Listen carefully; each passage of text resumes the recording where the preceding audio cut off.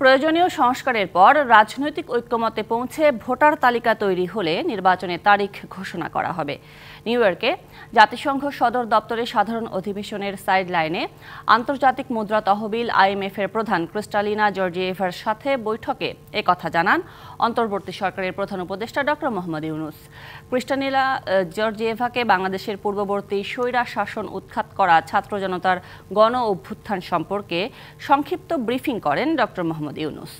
বাংলাদেশের নির্বাচন, বেসামরিক প্রশাসন, পুলিশ, বিচার বিভাগ, দুর্নীতি দমন ও সংবিধানে গুরুত্বপূর্ণ সংস্কারের সুপারিশ করার জন্য তার সরকার যেই 6টি কমিশন গঠন করেছে সে সম্পর্কে কথা বলেন।